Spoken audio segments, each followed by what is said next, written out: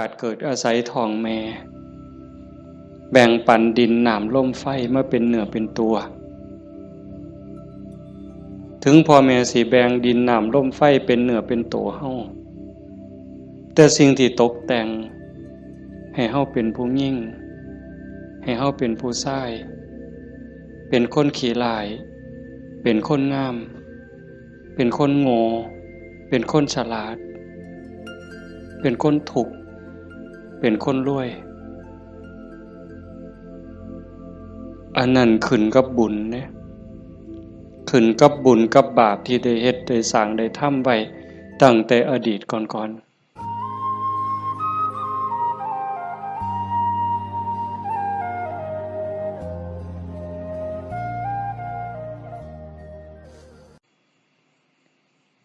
เฮาทั้งหลายจังว่ามีบุญมันมาจากขันธ์แล้วหนีจากนรกพ้นนรกพ้นเปรตพ้นอสุรกายพ้นสัตว์เดรัจฉานได้มาเป็นคนยกระดับจากคนมาเป็นมนุษย์มีศีลมีธรรมเข้าใจในเรื่องเล่าวของชีวิตแก้วแหวนเงินทองเฮาก็หาอยู่ประกอบสัมมาอาชีพเลี้ยงปากเลี้ยงท้องเลี้ยงลูกเลี้ยงหลานอยู่2 มื้อ 3 มื้อที่เฮามาอยู่ในสวนธรรมเนี่ยขันไปค้าไปขายเด้มันสิได้จักบาทผู้บางคนได้เป็นพันผู้บางคนได้เป็นหมื่นแต่ญาติโยมคิดว่าเอาไว้ซะก่อนแก้วแหวนเงินทองก็มีค่าอยู่มีประโยชน์อยู่แต่มันบ่สู่บุญบ่สู่บุญบ่สู่กุศลบุญกุศลจะเฮ็ดให้เฮาดียิ่งขึ้นไปกว่านี้สูงขึ้นไปกว่านี้บุญเป็นที่เพิงปุญญานิปะละโลกัสสมิงปฏิทาหุนติปานินังเพราะเหตุว่าบุญนั้นเป็นที่พึ่งของสัตว์ทั้งหลายในโลกหน้าพร้อมทั้งโลกต่อไปเพิงได้ตั้งแต่วินาทีนี้ตั้งแต่วินาทีที่เฮ็ดบุญก็เอากายเอาวาจาเอาใจนี่เฮ็ดบาปก็เอากายวาจาใจนี่เฮ็ดบาปเฮ็ดให้เกิดความทุกข์เกิดความเดือดร้อนคันแม่นเฮ็ดบาปดูๆเฮ็ดบาปบ่อยๆเฮ็ดบาปหลายๆถึงในขณะที่เฮ็ดมันสิม่วนมันสิสะใจก็ตามแต่จักมื้อหนึ่งเวลาหนึ่งมันจะเดือดร้อนในข้าวที่มันลุ่มหลงมันก็บ่ย้านหยังดอกอย่างคนไปรักของเขาคนฆ่าเขาเนี่ยฆ่าสัตว์ลักทรัพย์ประพฤติผิดในกามล่วงเกินลูกหลานสามีภรรยาผู้อื่นนอกใจผัวเมียเจ้าของก็แล้วแต่ขี่ตัวใส่หลายป้ายสียุโยงให้แตกเหล่าสามัคคีตอนเฮ็ดตอนทำตอนกำลังมั่วเมาอยู่นี่ก็บ่ย้านหยังก็คิดว่ามันบ่มีผลแต่บัดฮอดเวลาหนึ่งมันจะเกิดความเศร้าหมองเกิดความย้านแต่มาว่าทุกคนเนี่ยแม่นสิปากคำเว้ายืนยันนักแน่นว่าบ่เชื่อดอกว่าบาปมีบุญมีชาติหน้าชาติก่อนนรกสวรรค์บ่มีดอกนั่นก็เว้าแต่ปากซ่อมมึงโลดคันมีคนแนวนั้นอยู่ใกล้เฮาปากว่าบ่ย้านแต่ว่าใจส่วนลึกเนี่ยมันยังมีอยู่วันๆอยู่คือกันบัดยามเจ็บยามไข้หรือยามที่บาปกรรมมันตามท่านตกทุกข์ได้ยากลำบากลำบนตอนนั้นสิกระวนกระวายเป็นทุกข์ตั้งแต่ยังมีชีวิตอยู่แต่ขันคนที่เชื่อมั่นอยู่แล้วว่าบาปมีบุญมีชาติหน้าชาติก่อนนรกสวรรค์มี คันเผลอไปเฮ็ดบาปปั๊บด้วยความคิดไม่ออกในเคยเป็นคิดบ่ดีบ่งามกับพ่อกับแม่กับครูบาอาจารย์พาสององค์เจ้าเพียงแค่ความคิดแป๊บนิดเดียวเศร้าหมองเดือดร้อนทันทีเห็นบ่ได้โดนเลยเด้อากาลิโกเลยเด้เกิดทุกข์เกิดเดือดร้อนทันทีบาปคือความทุกข์คือเครื่องเดือดร้อนในปัจจุบันส่งผลไปเรื่อยๆขันกำลังบาปมันแห้งมันยังส่งผลอยู่เจ็บไข้ไก่ล้มไก่ตายมันก็หลอกล้อนผ้าจิตตกไปสู่อบายนักสุดลงสู่นรกเบาลงมาเป็นเปรตอสุรกายเบาอีกเป็นสัตว์เดรัจฉานใส่บาปใส่กรรมอยู่นั่นเบาบางแล้วเมื่อเวลากลับมาเกิดเป็นคนอีกเถื่อเศษบาปตามมาพิการหูหนวกตั้งแต่เกิดผู้บางคนตาบอดตั้งแต่เกิดผู้บางคนอวัยวะบ่สมส่วนผู้บางคนอวัยวะครบคือหมูตีนครบมือครบแข้งขาครบแต่ว่าขี้ร้ายโยมว่ามันถูกซ้ำใดเห็นหมู่เขางามเจ้าของก็นั่งเศร้าซองก็โจกงามเลยจะเป็นอุกจะเป็นอังลังเถื่อก็หน้าตาดีแต่พิการมันมีแนวเหตุให้กลุ่มใจทุกข์ใจอยู่หั่นบ้านเมืองเขามีมือ10 นิ้วมือ10 นิ้วเจ้าของเพิ่นมี9เป็นตาอยู่ว่าบัดนี้ไหว้พระยามใดก็จักสิเสี่ยงจักสิเฮ็ดจังได๋ขาดก็บ่ดีคันเกินมา11 นิ้วแล้วบัดนี้สิ่งเหล่านี้เป็นผลของบาปที่ตามมาเล็กๆนะคันแม่นว่าอวัยวะก็คือหมู่อยู่หน้าตาก็พอไปวัดไปว่าก็บ่พอสิอายคนปานใดแต่ว่าทุกข์ล่ะเฮ็ดเวียกปานไฟไหม้มือไหม้ตีนคำบ่ได้ยืนขึ้นบ่ได้อยู่แต่บ่พออยู่พอกินจักเถื่อเอาคันหาอีกแนวนึงดีล่ะพ่ออยู่พ่อกินหน้าตาก็พ่อไปวัดไปว่าแต่ว่าได้ผัวขี้เหล้าเป็นจังไดคันสิป้ามันก็หักอยู่ได้เมียปล่อยเก่งบัดนี้เป็นจังไดเจ้าพ่ออยู่บ่บัดนี้ก็ยังว่าคู่กรรมคู่เวรเอาให้อีกก็ได้ผัวก็ดีเมียก็ดีบอกกันอ้อมแอมปานเทวดาแต่ว่าลูกปานผีบัดนี้ผ่านมันอย่างเดียวนอนก็บ่หลับกลางเว้นก็เป็นทุกข์กลางคืนก็เป็นทุกข์คิดอยากแต่น้ำลูกชายก็พอแห้งแล้วลูกสาวก็พอแห้งแล้วนั่นคือผลบาปแต่บุญล่ะบุญเป็นสื่อของความสุขเป็นสื่อของความดีความงาม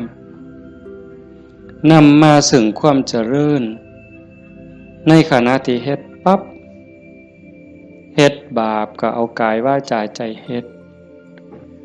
ดบุญก็เอากายเอาวาจาใจนี่เฮ็ดแต่ว่าบุญเฮ็ดแล้วมีความสุขบ่ต้องรอชาติหน้ายังไม่ออกมาในสวนธรรมกราบพระปั๊บบ่แม่นกราบตามธรรมเนียมเนี่ยกราบด้วยความเข้าใจว่าเฮากราบพระรัตนตรัยพระพุทธเจ้าพระธรรมพระสงฆ์พระพุทธะนี่อยู่ในใจกราบลงไปโดยสำนึกขึ้นขององค์สมเด็จพระบรมศาสดามันเกิดความอิ่มใจเกิดปีติสิสังเกตไม่ออกสังเกตเจ้าของอยู่ว่าเวลาเฮานั่งสมาธิเนี่ยคือภาคค่ำเนี่ยแหละภาคแรงเนี่ย5 โมงแรง6 โมงแรงนั่งสมาธินิ่งๆหอดเวลาทำวัด คุกเข่าขึ้นกราบงามๆนิ่มนวลคือกราบไปบนหลังพระบาทของพระพุทธเจ้ากราบลงไปบนหลังตีนเว้าภาษาเฮาเอาหน้าผากแตะลงไปบนหลังตีนของพระพุทธเจ้ากราบ3เทื่อแล้วเงยขึ้นประนมมืออะระหังสัมมาสัมพุทโธภะคะวาพระผู้มีพระภาคเจ้าเป็นพระอรหันต์ดับเพลิงกิเลสเพลิงทุกข์สิ้นเชิงตรัสรู้ชอบได้โดยพระองค์เองโอ้สำนี่มันอิ่มน้ำตาไหลอ่อนซ่อนเจ้าของอิ่มใจภูมิใจเด้ทั้งเถื่อเฮาบ่ต้องเว้าคิดซื่อๆนั่งสมาธินิ่งๆทบทวนพระพุทธเจ้าเพิ่นเป็นไผมาจากไสเฮ็ดจังได๋ได้เป็นพระพุทธเจ้าบุกบั่นฝ่าฟันเสียสละหยังมาแน่กลัวได้เป็นพระพุทธเจ้าพอได้เป็นพระพุทธเจ้าแล้วขนขวายในการบอกการสอนการแนะการนำพระมหากรุณาธิคุณที่ยิ่งใหญ่หวังให้สรรพสัตว์ทั้งหลายพ้นไปจากความทุกข์พ้นไปจากการเกิดการแก่การเจ็บการตายพอพระองค์เห็นว่าวัฏฏะสงสารนี่หาความปลอดภัยอีหยังบ่ได้เฮ็ดบุญบักใหญ่หลวงตกนรกก็มีเฮ็ดดีมาตลอดชีวิตพลาดนิดเดียวล่วงลงสู่อบายก็บ่อึดแม่นสิเกิดมาเป็นคนดีแล้วงามแล้วร่ำรวยเฉลียวฉลาดมียศถาบรรดาศักดิ์แล้วแต่ความทุกข์ก็บ่เคยห่างหายไปจากคนเกิดเป็นทุกข์โยมกระทบทวนเห็นเกิดในท้องแม่9 เดือน10 เดือนพัฒนาการเฮานั่งคดจ้องของอยู่ในท้องแม่มือคลอดแม่ก็เกือบตายทั้งเถื่อก็ตายอีหลีแม่ก็ห้องโฮโพสังกาบัดลูกหลุดออกมาสลบเลยลูกพ้นออกมาปั๊บก็หายกากหลด 100% เต็มหมดสุคนทุกข์เลยเกิดมาทุกข์แก่ก็ทุกข์หูจักสุคนแล้วนั่งอยู่นี่เจ็บแขวเจ็บข้างเจ็บแข้งเจ็บขาปวดหลังปวดแอวเคยหมดสุคนนะหัวงอกตั้งแต่หัวงอกซื่อๆมันบ่เจ็บบ่ปวดก็ทุกข์เว้ยไม่ออกเป็นเลยว่ะส่องกระจกเห็นผมงอกนี่ถอนปั๊บโลดย่านเข้าว่าเจ้าของเฒ่าเห็นบ่อายุ40คันเขาเอิ้นแม่ใหญ่ได้งวกปั๊บตาเขียวปื้อโลดเด้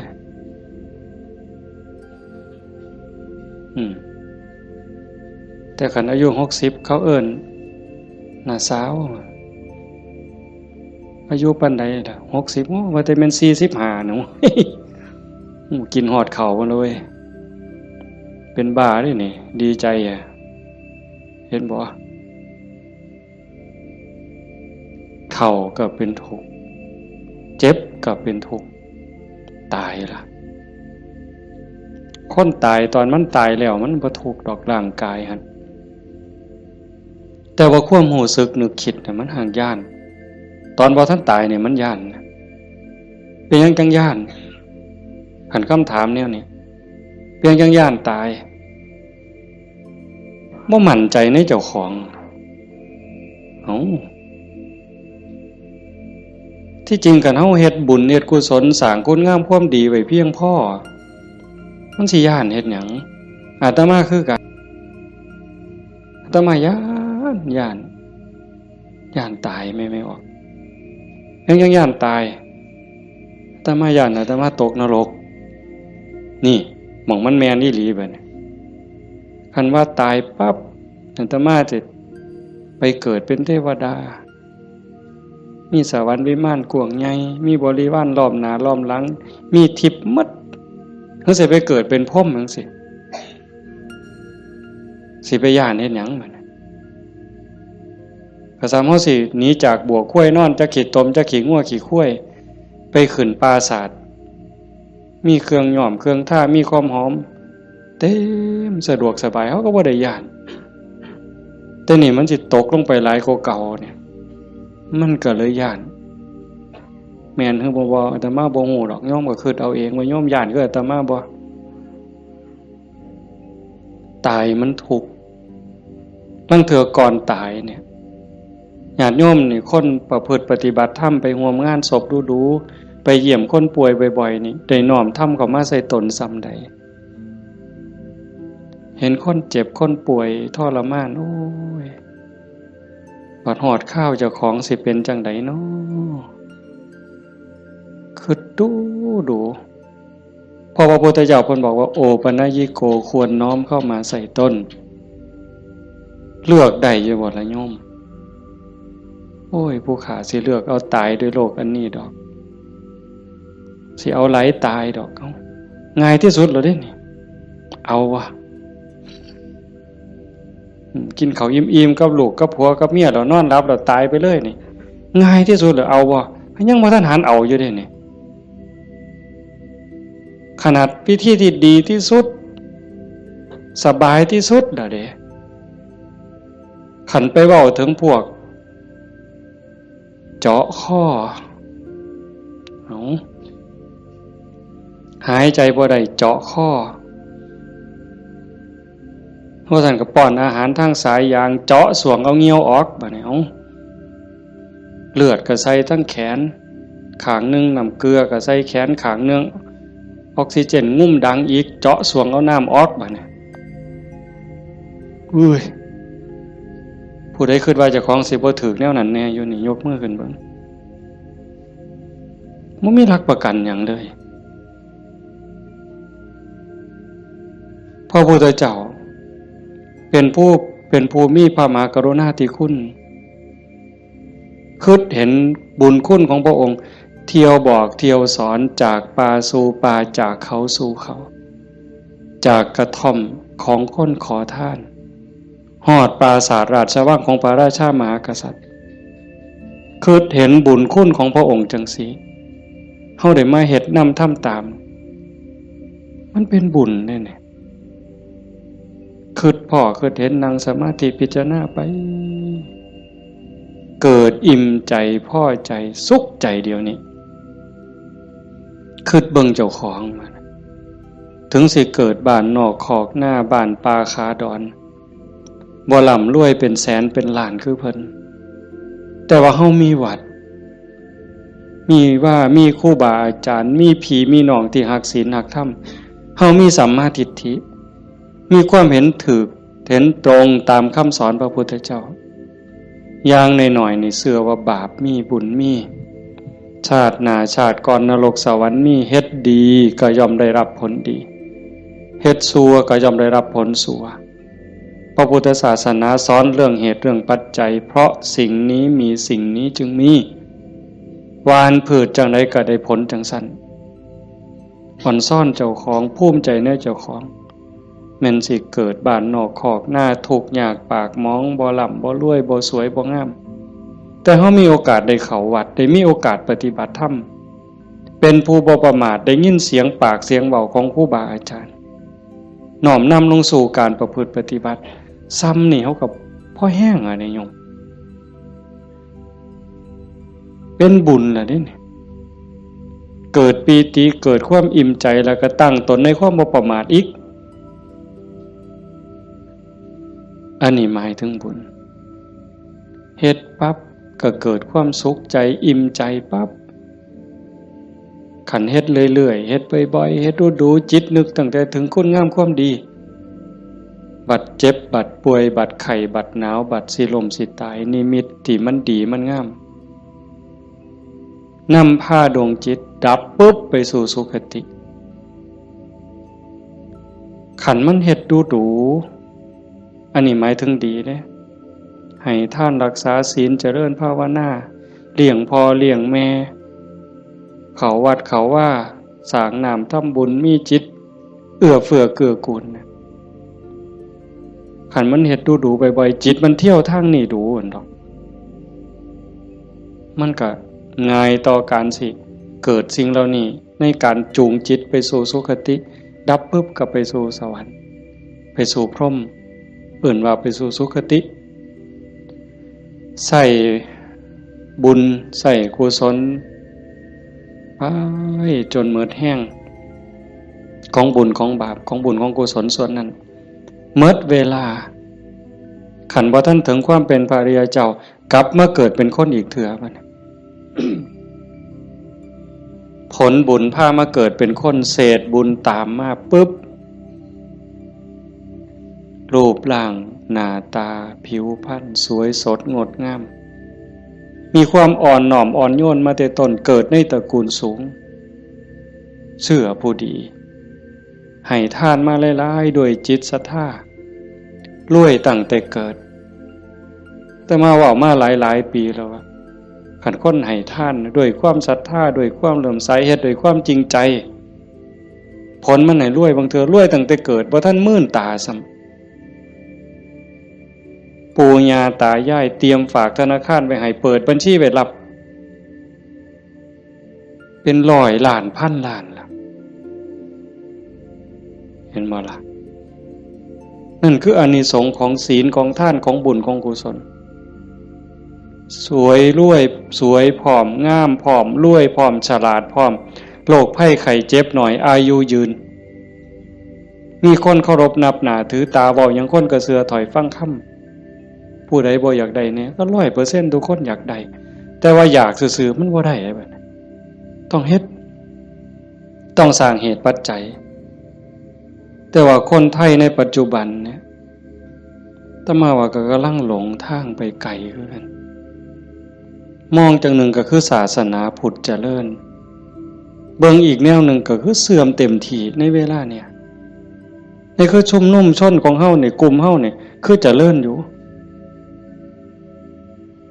แต่ว่าอีกกลุ่มหนึ่งมันอาศัยพุทธศาสนาติดยี่ห้อพุทธศาสนาแต่ว่าเนื้อใน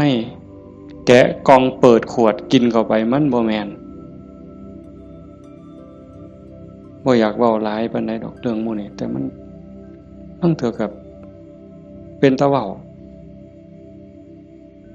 อ่อนวอนบวงสรวงพิธีกรรมเนี่ยมันออกนอกทางหมดนิยมคันมันสิง่ายปานนี้พระพุทธเจ้าสิมานั่งเฮ็ดหยังสิสอนเฮาให้ฝึกให้ฝนให้เพียรเฮ็ดหยังครูบาอาจารย์หลวงปู่หมั่นหลวงปู่ชาเอาชีวิตเกือบบ่รอดก็ซั่นก็ครึ่งฝ่ายแล้วก็มาผูกหัวเจ้าของก็สวดซะทีล่ะอิติปิโส1,800,000ก็เลยตัวให้มันหอเวินกิเลสคูโคบออกโลดติล่ะมันแม่นบ่ล่ะกระแสนี่กำลังแห้งไม่ออกกระแสนี่กำลังหลายนั่งเถื่อกับเงินนี่เป็นตัวตั้งบ่ได้ตั้งใจดอกแต่ขี่รถมาได้ยินไหมเปิดวิทยุฟังแถวนี่ล่ะวิทยุแถวนี่ล่ะหมดน้ำกันนี่ล่ะเนาะพอมันได้เงินหลายบางมื้อวันที่2บ่อาจจะมาไปเทศงานนึงเทศจบคนกำลังลังมา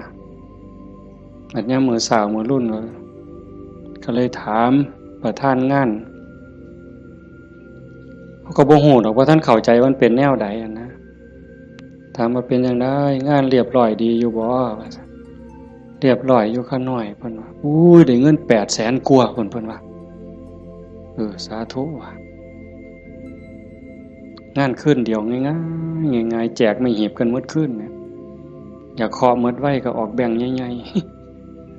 ๆถ้ามาเสือว่าพระพุทธเจ้าบ่สอนแล้วก็บ่ได้พาเฮ็ดแนวนั้นแต่แนวจังซี่นี่แม่ออกบ่ออก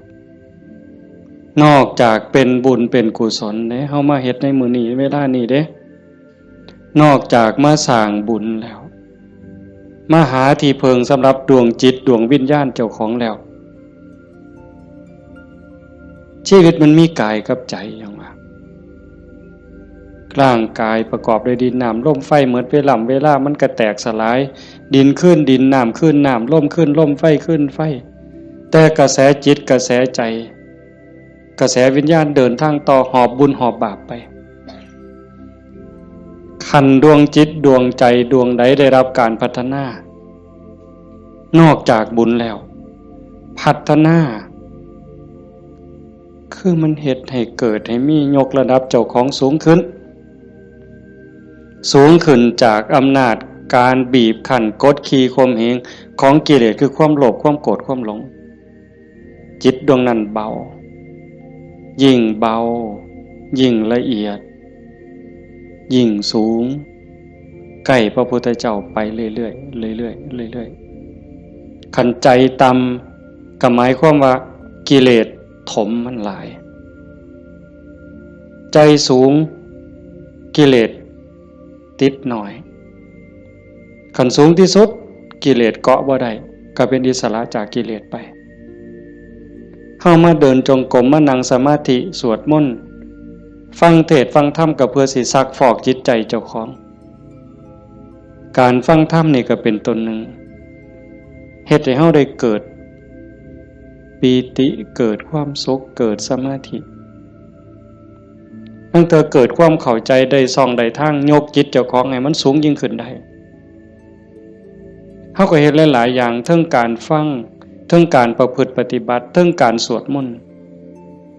เฮาทำวัดแปลมันยิ่งเห็นยิ่งเข้าใจอย่าเอาเพียงแค่มวลเอาเพียงแค่ความไพเราะอย่างเดียวเฮาสวดซ่าๆเฮามีโอกาสพินิจพิจารณาถึงความหมายที่เฮากล่าวออกไปแต่ละคำน้อมนึกเห็นพระพุทธเจ้านึกถึงครูบาอาจารย์พระอริยสงฆ์คือจังเพิ่นบอกเพิ่นสอนอ่านไปนำสวดไปนำพิจารณาหาเหตุหาผลหาความหมายนำมันจะได้เข้าใจยิ่งขึ้นคันเฮาคิดจังสี่คือโยมพอออกผู้เป็นเจ้าภาพเป็นตะเงิดค้นอีหลีเด้อาตมาเห็นอาจจะเห็นมาหลายแต่จื้อได้นี่เป็นรายที่สองผู้หนึ่งโยมเพื่อสังขะจังหวัดสุรินทร์เฮ็ดแรกๆเนี่ยเฮ็ดเป็นรีสอร์ทเฮ็ดสวนนี่เป็นรีสอร์ทมีบ้านพักเอาไปเอามาไปปฏิบัติธรรมดูเขาก็คือสิบ่ต่างกับเจ้าภาพเฮาใจตกลงไปในกระแสธรรมหักศีลหักธรรมมั่นใจแล้วว่าอันใดสิเป็นที่เพิงของชีวิตอันใดสิเป็นสมบัติควรสิถือออกจากโลกนี้ก็ค่อยๆเปลี่ยนบัดจากรีสอร์ทจากบ้านพักนัดพี่นัดน้องไปร่วมปฏิบัติจากกลุ่มก่อนเล็กๆจัดประกาศงานบักใหญ่มีงานปฏิบัติธรรมมาหลายปีตั้งสถานีวิทยุคือกันเลย2 ปีที่ผ่านมาหลังเนี่ยจัดงานปริวาสโยมได้ไหนไม่ออกได้ไหนเอาสวนเจ้าของจัดเป็นงานปฏิบัติธรรมนิมนต์พระมาเขาอยู่ปริวาสกรรม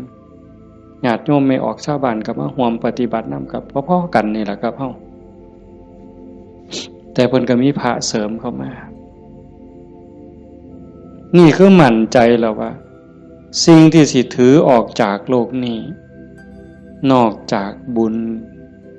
กุศลคุณงามความดียังมีโอกาสได้คัดเกลาจิตใจยกระดับจิตวิญญาณเจ้าของให้สูงขึ้นให้มันสูงขึ้นจากอำนาจของความโลภความโกรธความหลง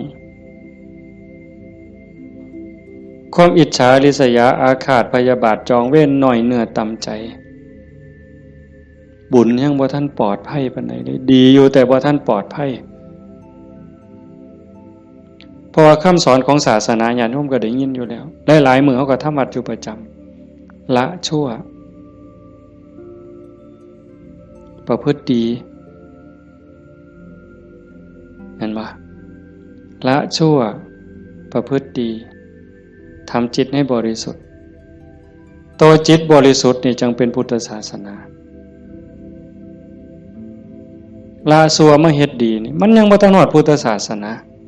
แต่มันเป็นหลักสากลของโลกของจักรวาลผู้ใดเขาก็สอนกันแบบนี้ญาติโยมก็ลองพิจารณาว่าชีวิตเฮาที่เหลืออยู่เนี่ยเฮาสิเฮ็ดจังได๋จังสิใกล้พระพุทธเจ้าใกล้หลักธรรมเข้าไปที่สุดจากชั่วมาถึงดีจากดีไปถึงว่างจากชั่วมาถึงดีจากดีไปถึงว่างตัวทางสายกลางเนี่ยเฮาเดินจงกรมเฮานั่งสมาธิแน่ๆแล้วว่าเฮานั่งเอาบุญแต่ว่าเหนือกว่านั้นเด้การพัฒนาการยกระดับจิตโยมก็ต้องเบิ่งนำเพราะว่าธรรมะคำสั่งสอนของพระพุทธเจ้ามันปฏิบัติได้บ่จำกัดการสวากขาโตภควตาธัมโมพระธรรมเป็นสิ่งที่พระผู้มีพระภาคเจ้าตรัสไว้ดีแล้วเฮาสวดมนต์ว่าจังซี่ดีนี่หมายความว่าจังได๋ดีก็หมายความว่าบ่ชั่วตอบแบบพี่บ่าเว้าเด้ดีคือบ่ชั่วแต่ในความหมายนั้นดีแล้วหมายความว่าบ่ขาดพระพุทธเจ้าสอนไว้ตรัสไว้บ่ขาดแล้วก็บ่เกินพอดีสำหรับการดับทุกข์สำหรับการสร้างบุญสร้างกุศลสร้างประโยชน์กับส่วนรวมแล้วพอดีสำหรับการดับทุกข์บ่ต้องเติมเข้าไปอีกแล้วก็บ่ต้องเอาออกคำสอนเนี่ยบ่ต้องเอามาเติมคันพวกมาเติมกลายเป็นสัตว์ทำปฏิรูปเป็นของปลอมไปมองศาสนาสิฟั่นเฟื่อนมองเฮาสิหลงทางเสียเวลาของชีวิตเฮ็ดไปก็เสียเงินเปล่าเสียเวลาเปล่านั่นคือมันเป็นสัตว์ทำปฏิรูปเป็นของเกินเป็นของไร้สาระแต่ว่าตื่มเข้ามา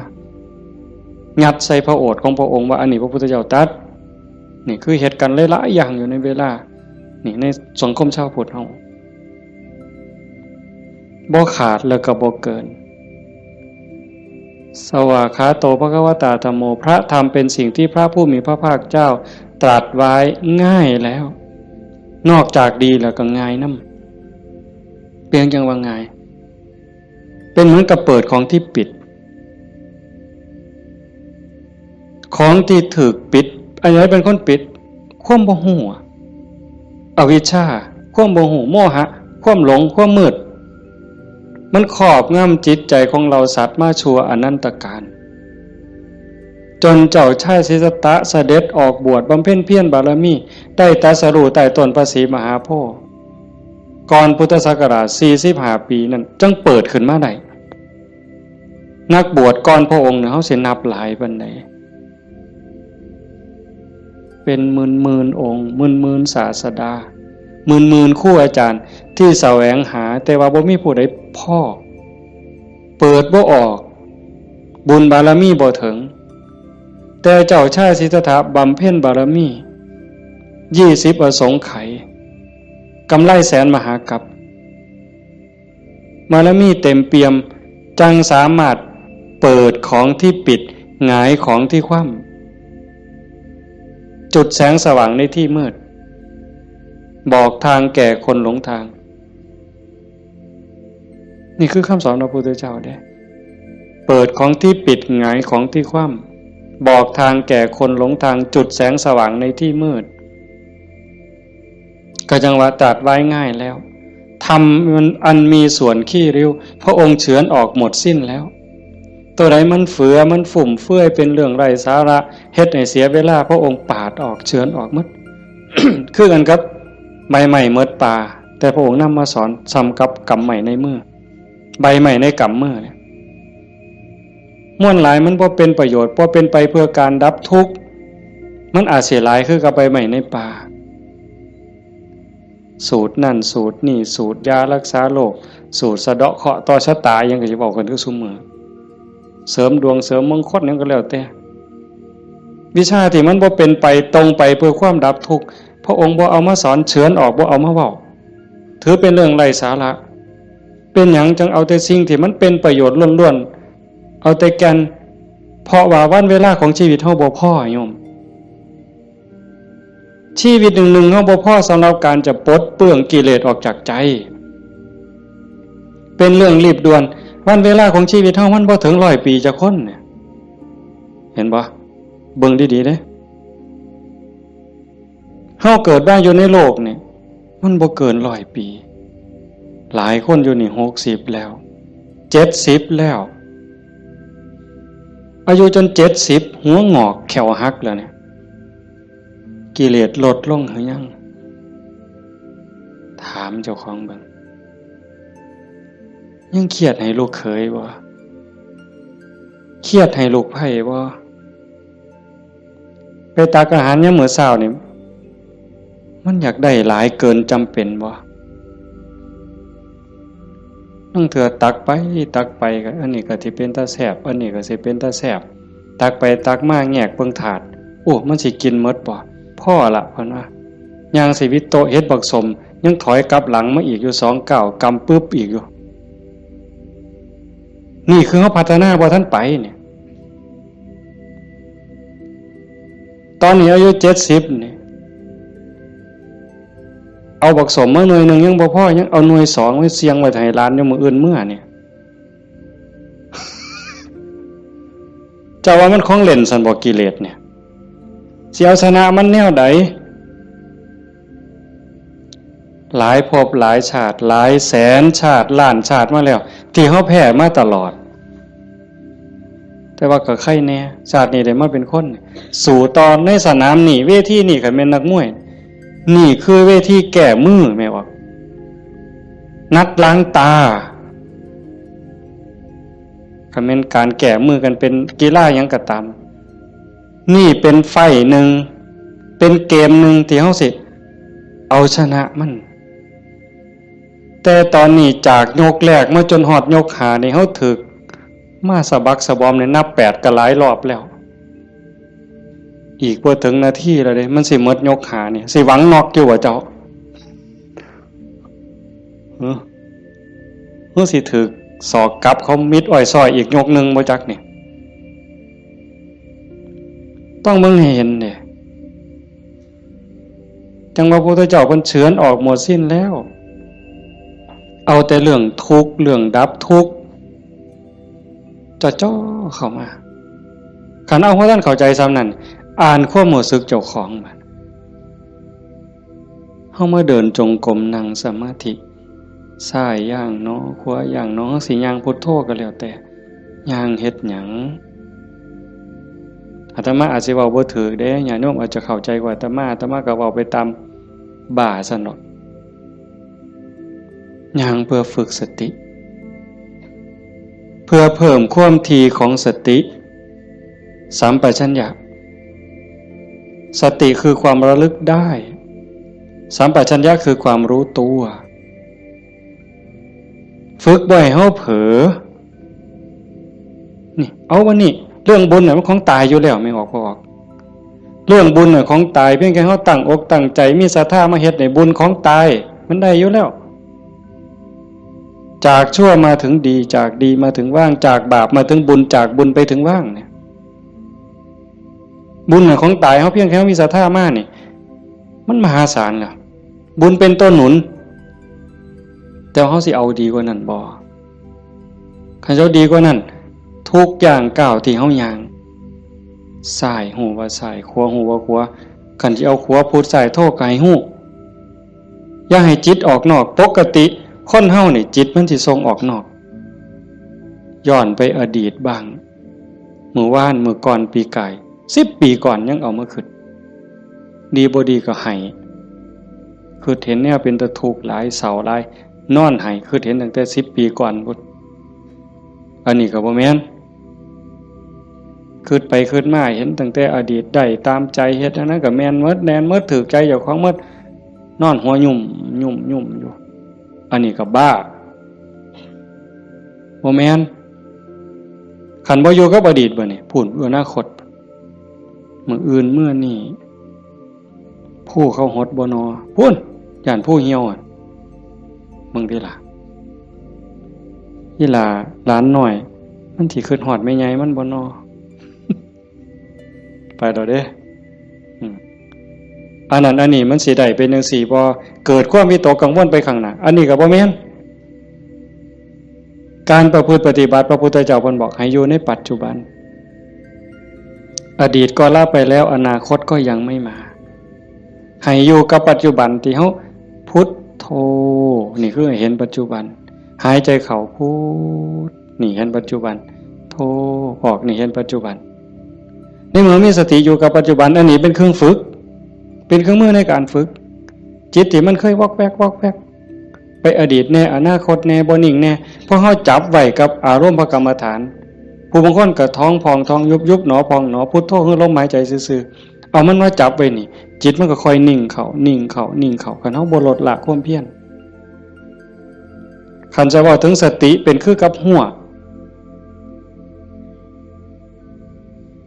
สติเตสังนิวารนังสติเป็นเครื่องกั้นหยังกั้นกิเลสคือความเศร้าหมองคือความมืดความเศร้าหมองแห่งจิตแห่งใจบ่ให้มันมาท่วมทับจิตก็คือฝึกจังซี่คันสมมุติว่าสติเป็นเครื่องหัวเป็นหลักหัวมื้อนึงคือฮอดพุทโธเทื่อนึงขาดบ่เนี่ยเมิดมื้อคือฮอดพุทโธได้เทื่อนึง2เทื่อ10เทื่อ100เทื่อก็ยังว่าห่างคันมันเป็นหลักหัวนี่ลมฮอดสร้างคันสมมุติว่าเฮ็ดไร่เฮ็ดนานี่บ่ว่าแต่งัวเขาสิมากินดอกข้วยสิมากินดอกลมฮอดสร้างหัวมันห่างนั่นแหมมื้อนี้เฮาฝึกดูๆมาเพียรปฏิบัตินี่ฝังหลักทีเขาแต่ก่อนมันห่างเป็น 2-3 เมตรสร้างเขาได้มื้อนี้ปักเขาไปกลางกึบเหลืออยู่เมตรครึ่งสร้างเขาบ่ล้มเนี่ยแต่ว่าข้วยเขาได้เด้ฝึกเขาไปอีกเพียรไปอีกพยายามเขาไปอีกฟักกึบเขาไปอีกจากเมตรครึ่งเหลือ75เส้นจบข้วยเขาบ่ได้งัวเขาบ่ได้แต่ว่าหมูอาจสิเขาได้นี่ดุดมุนเลยเสียบเข้ากลางกึบเหลือ30กว่าเส้นหมูเขาบ่ได้แต่หมาเขาได้มันเพี้ยนเขาไปอีกซับเข้ากลางจาก30กว่าเหลืออยู่20 15ขึ้นไปหา20เสียบเข้าไปอีกเหลืออยู่10กว่าเส้นบัดนี้แล้วไก่ก็เขาบ่ได้เสียบเข้าไปอีกไก่เขาบ่ได้กบอาจสิเขาได้ที่เขาอีกกบเขาบ่ได้เขียดโม่เขาได้ที่เขาอีกเขียดโม่เขาบ่ได้เขาได้แต่เขียดไก่หน้าสติเฮาคือกันสติสัมปชัญญะฝึกบ่อยๆฝึกดูๆเห็นดูๆหูดูๆมันก็จะเป็นความจำหนีจำนั่นความระลึกรู้ระลึกเห็นบ่อยๆเกิดขึ้นอยู่ในปัจจุบันบ่อยๆบ่ได้แวบไปสู่อดีตบ่ได้แวบไปสู่อนาคตเกิดความตั้งมั่นเกิดความมั่นคงสติสัมปชัญญะสมาธิความตั้งมั่นได้บัดนี้สมาธิคือความตั้งมั่นแห่งจิตบ่วอกแวกปัญญารอบรู้ในกองสังขารที่มันมาหลอกจิตสังขารกลางกายก็อีกอย่างนึงสังขารคือจิตใจก็อีกอย่างนึงกายนั่งนิ่งแต่ว่าจิตมันคิดไปทั่วทิพย์ทั่วแดนในเมื่อหูจักเรื่อยๆหูจักบ่อยๆพยายามผูกมันไว้ผูกไว้คอยตะล่อมจิตมันคือลิงเพิ่นยังว่าผูกไว้คือผูกลิงใส่หลักสติเป็นเหมือนกับเชือกองค์ภาวนาเป็นคือกับหลัก มันสิดื้อปานใดลิงมันดื้อไปโลดมันไปบ่ได้จักหน่อยมันก็ล่ามันก็ซ่าลงจักหน่อยก็นั่งจิตเฮาคือกัน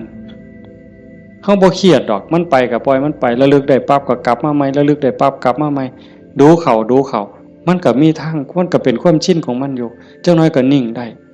พอแต่มันนิ่งมันอิ่มแน่ไม่ออกก็สิเคยเห็นหลายคนนั่นล่ะเก่งกว่าแต่มาล่ะนั่งอยู่นี่ซ่อมเบิ่งเนี่ย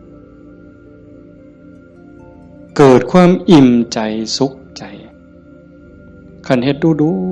บ่อยๆอย่างเฮาเบิ่งท้องพองท้องยุบเห็นคักๆขณะที่ท้องพองขึ้นปุ๊บทอเส้นผมปุ๊บขึ้นมาก็เห็นยุบลงปุ๊บทอเส้นผมนี่ก็เห็นหายใจเข้าหายใจออกคือกัน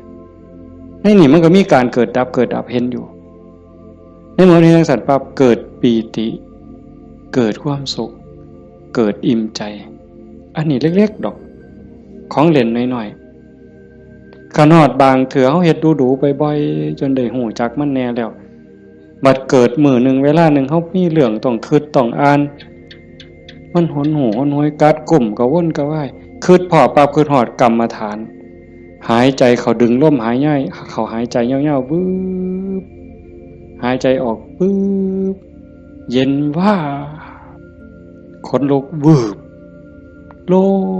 งอันนี้ก็มีก็เป็นบอนพักอีกอันนึงคันเฮ็ดจังสี่ดูบ่อยๆเฮาสิเล่นจังไดกับมันก็ได้ไม่ออกเคยเบิ่งความคิดเจ้าของบ่นั่งเบิ่งซื่อๆเนี่ยหลังจากเบิ่งลมหายใจเข้าหายใจออกพอสมควรบัดเวลานึงเฮาอยากเล่นกับความคิดตั้งสตินั่งจังสี่ปั๊บก็หลับตาเบิ่งรูปเจ้าของนั่งหลังจากนั้นก็ย้อนเข้ามาทางในเบิ่งจิตที่มันนิ่งธรรมชาติจิตมันนิ่งมันว่างมันสว่างเป็นประภัสสรแต่กิเลส ความโลภความโกรธความหลงนั้นมันเป็นแขกมาเยี่ยมมาเยือนชั่วคู่ชั่วข้าวเยี่ยมแล้วก็ไปเยี่ยมแล้วก็ไปแต่ว่าเฮาขาดสติบ่เนี่ยมันเยี่ยมตลอดเวลามาทางตาแน่ทางหูแน่ทางจมูกแน่ทางลิ้นแน่ทางกายแน่รับหูรับตาไว้ก็มาทางใจคิดอยู่ตลอดนี่คือแขกในเมื่อแขกมาเยี่ยมดูจิตใจอ่อนล้าเจ้าของบ้านบ่ได้พักข้าแต่ตอนรับแขก ไม่ว่าเคยเป็นบ่ล่ะสมมุติว่าเป็นเฮาเนี่ยล่ะเดี๋ยวกับผู้นั้นมาผู้นี้มาตอนรับอยู่หมดมื้อหมดเว้นหาข้าวหาน้ำให้อยู่ให้กินคอยเว้าคอยจาทักทายปราศัยเมื่อยเนี่ยคนบ่ได้พักก็เมื่อยก็ล้าใจบ่ได้พักก็คือกันเดี๋ยวก็โลภเดี๋ยวก็โกรธเดี๋ยวก็หลงเดี๋ยวก็ฮักเดี๋ยวก็ซังเดี๋ยวก็ย่านอยู่หั่นแต่คันเฮาได้เฮ็ดสมาธิได้ภาวนาจิตมันได้พักเป็นพักเกิดความหนักแน่นมั่นคงเด้เวลาที่จิตเฮามีสมาธิเกิดความหนักแน่นมันบ่เป็นสมาธิแบบที่เฮาเว้าถึงกันจนว่านิ่งสว่างดับไปเป็นชั่วโมง2ชั่วโมงเป็นมื้อเป็นเว้นก็สร้างเพียงแค่เฮาเห็นลมเข้าลมออกเนี่ยคือเห็นพุทโธติดต่อกันจัก5นาที10นาทีมันมีแห้งแท้เด้ไม่ออกหลายคนเป็นอยู่มั้งเห็นพุทโธลมเข้าก็พูดลมออกก็โธต่อกันจัก5นาที10นาทีนี่มันเกิดความมั่นคงในใจคันแม่นกกเสานี่ก็ซ้ำเสาปูนแล้วอยู่บ่ติงเด้จิตใจบ่หวั่นไหวนักแน่นมั่นคงโยกบ่ได้เห็นบ่แต่ขันไปกว่านั้นบัดน่ะอ่านเบิ่งความคิดปั๊บหูปั๊บคิดปั๊บหูปั๊บคิดปั๊บหูปั๊บเฮานั่งจังซี่คือกันไม่ออกคันสมมุติว่าเฮาพุทโธแล้วมันมักคิดเอาแนวใหม่เอ้ามึงคิดกูสิเบิ่งบัดนี้บ่พุทโธแล้วเศร้าพุทโธคิดปั๊บหูปั๊บคิดปั๊บหูปั๊บบ่คิดต่อมันเด้บ่คิดซอยมันหูมันซื่อๆมันเศร้าเด้หูปั๊บมันเศร้าเลยเด้มันอยากอาย ซ้ำกับลูกกับหลานสิไปลักกินของเนี่ยเสียงตาหน่อยเบิ่งหดมือปั๊บรถได้เป็นแนวนั้นเบิ่งความคิดอันนี้ก็ตัวหนึ่งเอาไปเอามาหูขบวนการกันแรกๆตั้งเถอะมันคิดไปแล้วสมมติคือเขียนหนังสือนี่บออานอบานไม่โทบ้านบออัวบัวออามองามฮอดพุ่นจังคิดออกฮอดม่อมาหรอโอ้ยคิดไปอย่างฮอดพุ่นตั้งสติไหมมันเขียนไหมมันอาจสิฮอดงออาบ่ทันได้ม่อมาฮอดสระปั๊บหูปั๊บคันหูรู้มันสิสั่นเข่าได้บัดแต่คันแรกๆปั๊บมันฮอดงออามองามบ้านบัวงามมันเฮาตั้งสติดีๆเอาก่อนมันมาฮอดม่อมาเนี่ยมันว่าหยังก่อนสระอาก่อนสระอาเด้งองูก่อนงองูเด้ว่าแหวนก่อนว่าแหวนแม่นอากาศก่อนอากาศบ่ใบไม้ไล่ถอยกลับมาลุ้นไปอีกสั่นเข่าคิดปั๊บหูปั๊บคิดปั๊บหูปั๊บการปรุงแต่งของจิตของสังขารมันไปบ่ได้ไกลเพราะหูมันอยู่จอบมันอยู่จากไปหอดบ้านบัวงามมันต้องบัดสุดท้ายมันหอดเพียงแค่บออาเพราะท่านไม่โทษสั่นเข้ามาหอดบอใบใหม่มดโตเบิ่งดูบอใบใหม่เพียงแค่ขอดหัวหูจักหยุดปุ๊บเป็นได้แนวไหนก็เป็นนะตรงมันว่างตรงมันนิ่งตรงนี้กิเลสบ่มานั่นคือจิตเดิมสะอาดบริสุทธิ์บ่พาเจ้าของถูกเข้าใจได้เลยว่าคำสอนของพระพุทธศาสนาสูงสุดเพื่อบ่ทุกข์คำสอนของพระพุทธเจ้าทั้งหมดเป็นไปเพื่อดับทุกข์เป็นไปเพื่อพ้นทุกข์จังว่าความว่างจากความยึดมั่นในความเป็นตัวเป็นตนในสิ่งที่ใดที่มีที่เป็นเฮาประพฤติปฏิบัติจังสี่คือกันเดินจงกรมนั่งสมาธิเพื่อเจริญสติสัมปชัญญะปัญญาสมาธิให้มันหูเท่าทันในเมื่อกิเลสเกิดมากระทบกิเลสคือความทุกข์คือความเดือดร้อนความเศร้าหมองต่างๆมันจะเกิดขึ้นกับจิตกับใจมันมาทางไหนมันมาทางตามันเข้าทางตาเข้าทางหูทางจมูกทางลิ้นทางกายทางใจเพิ่นเอิ้นว่าอายตนะเป็นเครื่องเชื่อมต่อภายในก็มี6ภายนอกก็มี6ตามันเป็นคู่กับรูปหูเป็นคู่กับเสียงจมูกเป็นคู่กับกลิ่นลิ้นเป็นคู่กับรสกายเป็นคู่กับสัมผัสใจเป็นคู่กับอารมณ์มันใส่ตาใดเข้าทั้งตาใดมันเข้าทั้งตาใส่หูใดมันเข้าทั้งหูใส่ดังใดมันเข้าทั้งดังใส่ลิ้นใดเข้าทั้งลิ้นรับหูรับตาไว้มันเข้าทั้งใจพี่เขาฝึกสติสัมปชัญญะเพื่อให้อยู่กับปัจจุบันให้มันเท่ามันท่านไหนมันเร็วเวลาเกิดการกระทบตาเห็นรูปปั๊บตาบอดมันต้องเห็นตาบอดมันต้องเห็นเป็นเรื่องธรรมดาเห็นปั๊บเหตุจังไหนบ้างเหตุจังไหนในเมื่อตาเห็นรูปปั๊บเฮาสิรักษาใจบ่ให้มันหักบ่ให้มันสั่งบ่ให้มันดีใจบ่ให้มันเสียใจนี่คือตัวปฏิบัตินี่คือทางสายกลางเห็นปั๊บให้ใจเป็นปกติคือบ่ทันเห็นคือกับเฮานั่งเบิ่งพุทโธตาเห็นปุ๊บหูปั๊บแต่ว่าให้นิ่งอยู่คือเก่าอย่าให้เกิดดีใจเสียใจอย่าให้เกิดหักเกิดสั่งขันมันจำเป็นสิต้องจัดการกับสิ่งที่เฮาเห็นก็เฮ็ดด้วยจิตเป็นปกติสมมติว่าขึ้นไปตั้งเฮือนมีขี่ไก่ไปด่าไก่กับบ่แม่นอีกปล่อยให้ไก่กับบ่แม่นอีกละคิดเป็นตาสร้างไก่กับบ่แม่นอีกละบ่ถึกหมดเฮ็ดให้จิตเป็นปกติยากอยู่ได้บ่ง่ายจักเม็ดไม่ออกย้อนเฮาเฮ็ดบ่ได้นี่เฮาจังเกิดจังตายเที่ยวตกนรกเป็นเปรตอสุรกายเที่ยวขึ้นสวรรค์เที่ยวลงนรกอยู่เนี่ยย้อนเฮ็ดจิตเป็นกลางบ่ได้เห็นขี่ไก่ก็สิไปสั่งไปด่าไก่แต่คันเห็นเงินแบ่งพันถิ่มอยู่เป็นจังไดบัดมันสิว่าดีใจที่ละว่าติ อันนี้ก็บ่ถึกดีใจพอใจก็บ่แม่นให้จิตเป็นปกติคันสิจับสิหยิบมันมีเจ้าของบ่ก็หยิบไปหาเจ้าของเอาเก็บไว้ซะก่อนก็จังค่อยไปกาดหาเจ้าของก็บ่คิดว่าสิเอาจังสี่คือกันคันบ่มาทางตาล่ะมันมาทางหูบัดนี้สมมุติว่าเขาด่าปุ๊บได้ยินเสียงด่ามาเฮ็ดจังได๋สิเฮ็ดใจเป็นปกติบ่เสียใจบ่น้อยใจคันพวกเพิ่นปฏิบัติเนาะเพิ่นจังว่าได้ยินเนาะเอาสติไว้ที่หูเกิดขึ้นที่หูก็ดับลงที่หูได้ยินเนาะบ่ให้ราคามันเถาะบ่ให้ราคาเลยบ่ดีใจนำบ่เสียใจนำ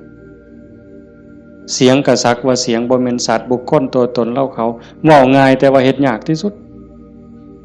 ก็ย้อนว่าฝึกบ่ทันพ่อคันผู้ฝึกได้แล้วก็เย็นคือเก่าเด้คือหลวงปู่ชาเพิ่นว่าผู้ที่ฝึกบ่ทันได้คือบ่ทันเข้าใจคนด่าย่างไปเศร้าก็ด่าไปยามแลงก็ด่าเห็นยามใดด่ายามนั้นก็ไปเครียดให้มันเป็นยังด่ากูเพิ่นว่า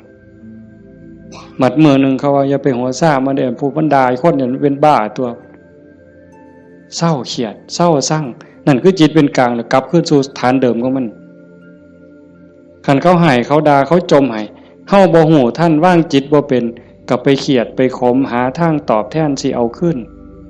จองกรรมจองเวรไว้แต่ขันทาย่องแล้วบัดเนี่ยเป็นจังไดบัดแต่คำย่องคำย่อมากเฮาก็ดีใจก็บวกฟู่ขึ้นบ่ถือคือเก่าเสียใจก็บ่ถือดีใจก็บ่ถือแต่ให้จิตเป็นกลางๆนี่คือขอปฏิบัติธรรมชาติจิตเป็นจังซั่นมันบ่เคยฮักไผมันบ่เคยสร้างไผจิตนี่ฮักก็บ่เป็นสร้างก็บ่เป็นดีใจก็บ่เป็นเสียใจก็บ่เป็นโลภโกรธหลงก็บ่เป็นย่านหยังก็บ่แม่นมันเป็นปกติของมันอยู่กลางๆจังซั่นแต่ว่ารักโกรธเกลียดกลัวอิจฉาริษยาน้อยเนื้อตามใจย้อนกิเลสมาย่อมแขกมาเยี่ยมเนี่ยมันพาเจ้าของบ้านป้วงเดี๋ยวนี้ก็ซ้ำกับเฮาอยู่เฮือนธรรมดานี่แล้วเคยเห็นอยู่ตัวบางปีใหม่นี่ลูกหลานเฮา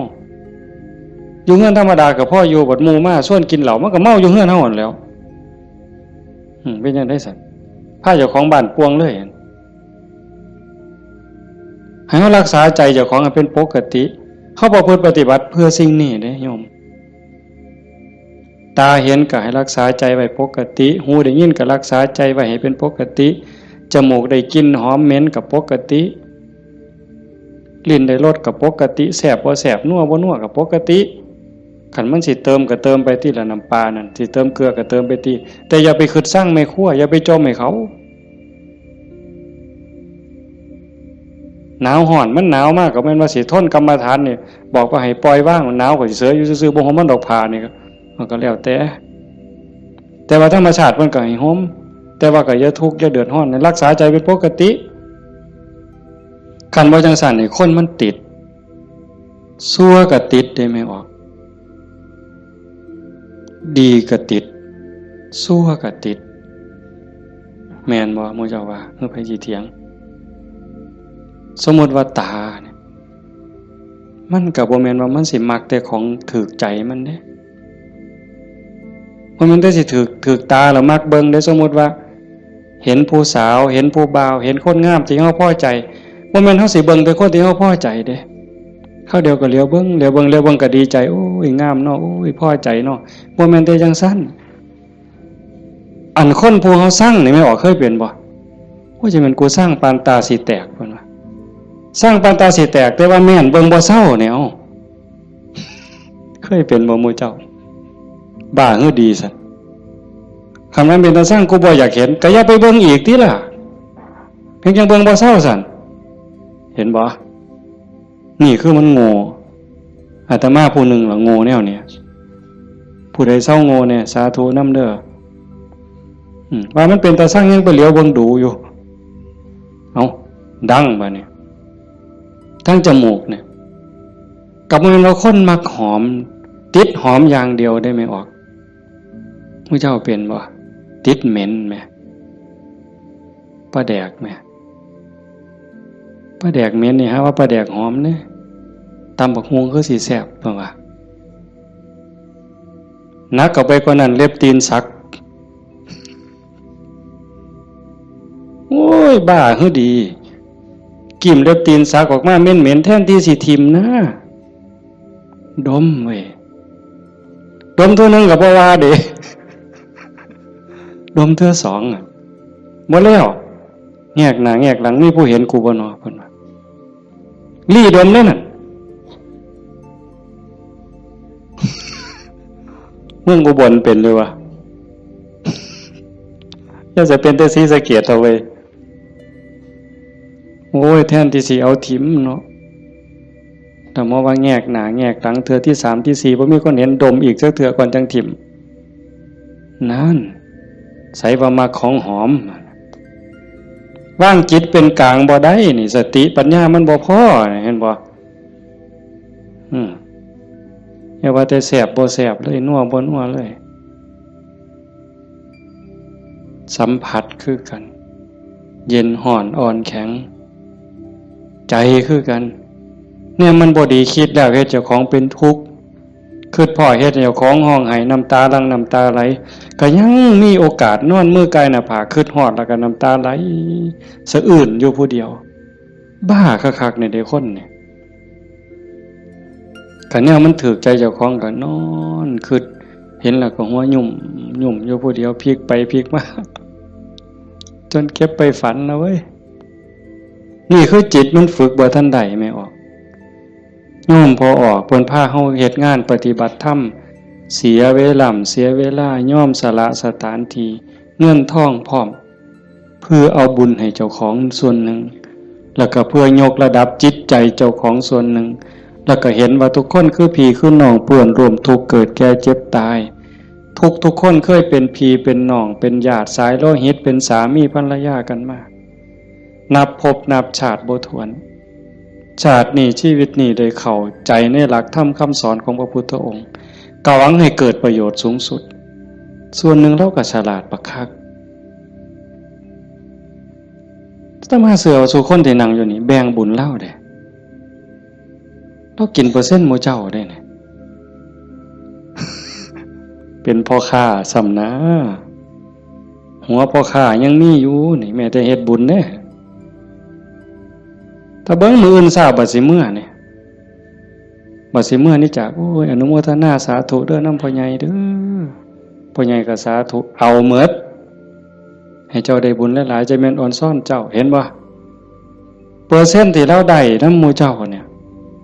จิตเราก็สะอาดขึ้นยิ่งเข้าใจในการประพฤติปฏิบัติหวังยกจิตยกใจพลังบุญตรงนี้เฮ็ดให้จิตเราสูงขึ้นมีกำลังใจขึ้นมีความเพียรพยายามมากขึ้นจิตโล่งโปร่งเบามากขึ้นพลังบุญมันส่งนี่คนฉลาดก็เฮ็ดแนวนี้คันคนบ่ฉลาดเด้มีที่มีสวนจังซี่สถานที่ดีๆจังซี่ชวนหมู่มากินเหล้านี่กระท่อมงามๆมันสินั่งกินเหล้าเบิ่งแสงเดือนแสงดาวใจมันสิอ่อนซ่อนคักแล้วไปอีกคนละแนวแต่คนมีปัญญาเฮ็ดอีกแบบนั่นว่าการประพฤติปฏิบัติเป้าหมายสูงสุดก็คือขนกิเลสออกจากใจความโลภความโกรธความหลงความหักความสั่งความเกลียดความกลัวอิจฉาริษยา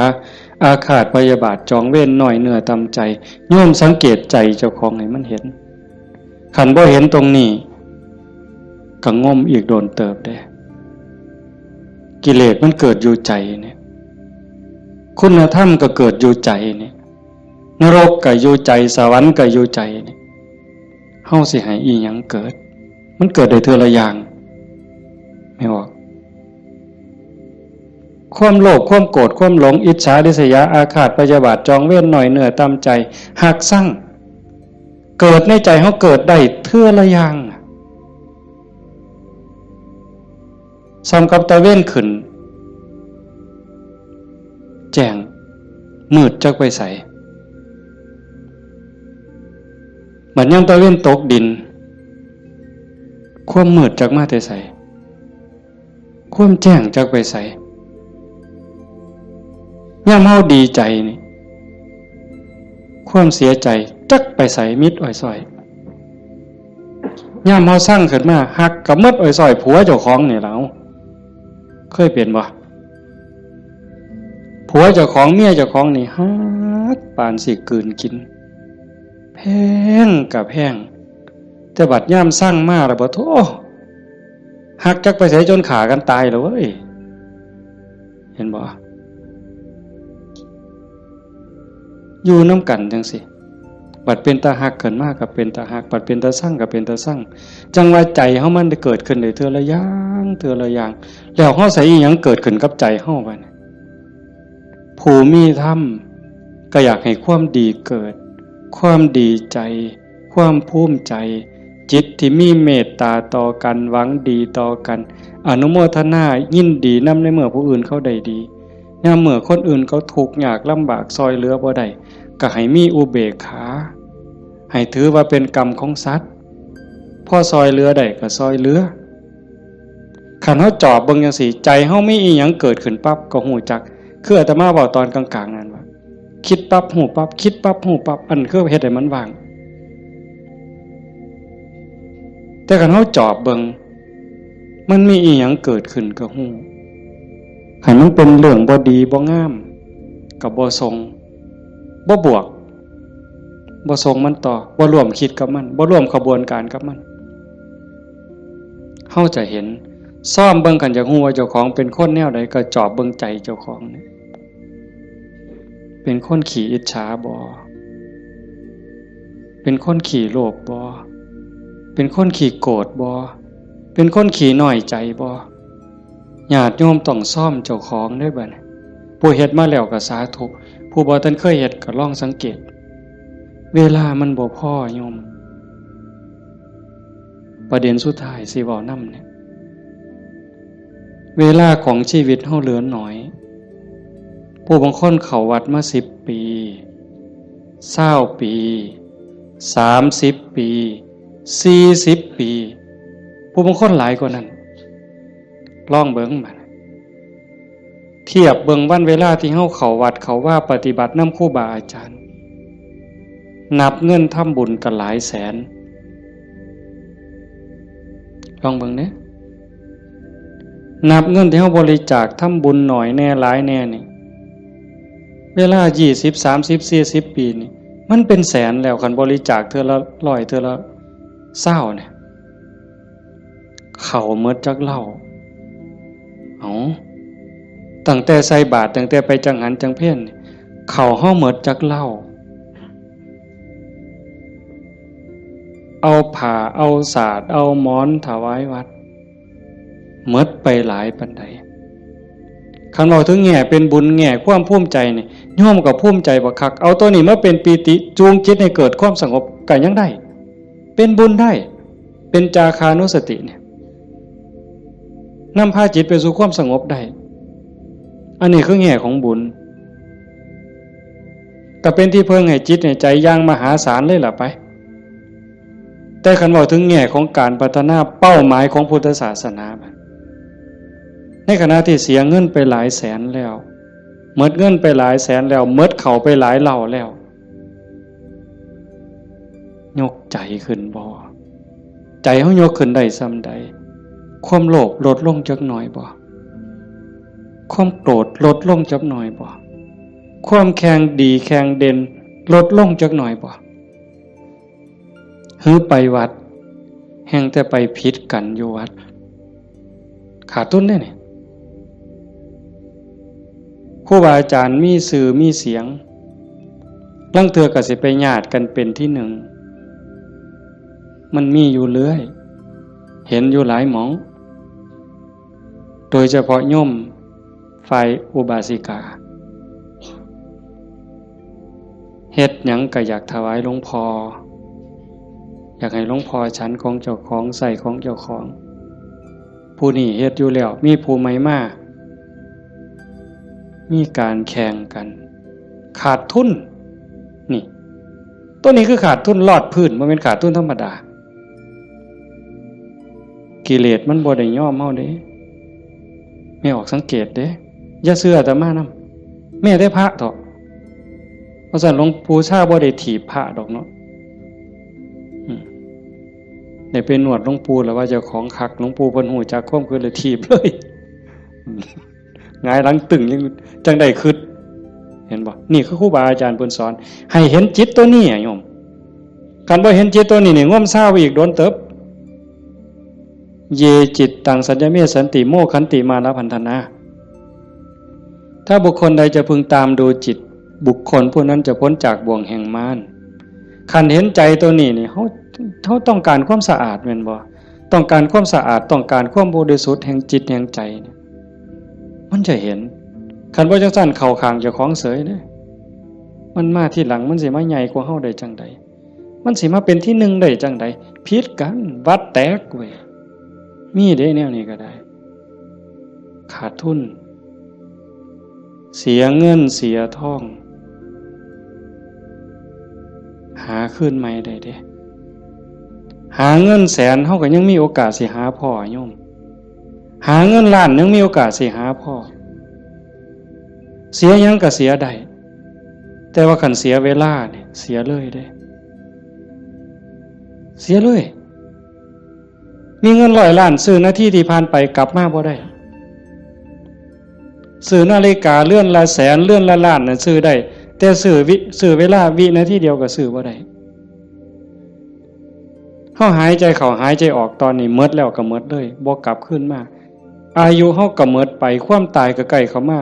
เวลาแห่งการเก็บเกี่ยวสัพพะธรรมเก็บกรรมบุญกุศลซักฟอกจิตใจให้สะอาดบริสุทธิ์มันหมดไปเรื่อยๆจังซั่นจังว่าเขาวัดเขาว่าประพฤติปฏิบัติขันบ่เข้าใจถึงสาระแก่นสารคำสอนของศาสนาเนี่ยบุญนั้นได้อยู่ดอกแต่มันบ่ทันปลอดภัยอย่างว่าพระพุทธเจ้าบ่ให้มาติดอยู่ที่บุญแต่เพิ่นให้เฮ็ดบุญให้สร้างบุญให้สร้างหลายๆแต่ว่าให้กายไปอีกสู่ความสะอาดบริสุทธิ์แห่งใจถ้ามันไปบ่ทันฮอดนั้นบ่ปลอดภัยเทวดาก็ตกสวรรค์ได้เห็นบ่จังซั่นจังว่าในเมื่อเฮามาสู่ขบวนการปานนี้โยมพอออกผู้เป็นเจ้าภาพก็ตั้งใจปานนี้เฮ็ดดีมาปานนี้ก้าวขึ้นไปอีกก้าวขึ้นไปนี้ก่อนวันเวลาของชีวิตมันสิหมดให้พยายามเฮ็ดใจให้เป็นกลางๆหูได้ยินจมูกได้กลิ่นลิ้นได้รสกายได้สัมผัสก็เฮ็ดใจให้เป็นกลางๆสิปฏิบัติกับสิ่งที่มากระทบจากตาเห็นจากหูได้ยินจากจมูกได้กลิ่นลิ้นได้รสกายสัมผัสก็เฮ็ดด้วยสติอย่าให้รู้สึกว่าหักอย่าให้รู้สึกว่าสั่งอย่าเฮ็ดด้วยความสั่งอย่าเฮ็ดด้วยความดีใจด้วยความเสียใจอย่าเฮ็ดด้วยความหักให้จิตเป็นกลางกันเด้จังซี่คันเฮ็ดได้จังซี่มันอ่อนซ่อนเจ้าของเด้อาตมาก็เฮ็ดบ่ทันได้ก็ยังพยายามอยู่ก็จังว่าส่วนญาติส่วนโยมเฮ็ดไปพร้อมๆกันคันบ่จังซั่นน่ะมันเสียเวลาเสียดายเจ้าของ30-40 ปีหมดเงินก็หลายแสนหมดข้าวก็หลายเหล่าหมดเวลาในการทำมาหากินเงินที่มาบริจาคข้าวของที่มาทำบุญก็หมดไปแล้วเวลาล่ะคันเอาเวลานั้นที่มาอยู่วัดอยู่ว่ามาสร้างน้ำทำบุญไปหาเงินหาทองมันก็ต้องได้ตื่มกันอีกหลายเติบมันจักเท่าแต่ว่าเฮายอมเสียสิ่งนั้นเพื่อสิแลกเอาสิ่งที่ดีที่สุดสิ่งที่ประเสริฐที่สุดก็คือใจเจ้าของนะให้ได้ใจที่มีความสงบใจที่มีความร่มเย็นใจที่เต็มเปี่ยมด้วยความเมตตากรุณายินดีมุทิตากับผู้อื่นใจที่เป็นอุเบกขาโตสติความระลึกได้แล้วก็อุเบกขาตัวว่างจิตเป็นกลางจิตที่เฉยเป็นสิ่งที่เฮาควรจะหาให้มันได้หาให้มันพอให้มันเจอก่อนลมหายใจสุดท้ายสิดับลงไม่ออกให้มันพอจิตนี่ก่อนลมหายใจสุดท้ายสิดับลงเพราะนั่นคือพุทธะพุทธะคือความสะอาดจิตที่สะอาด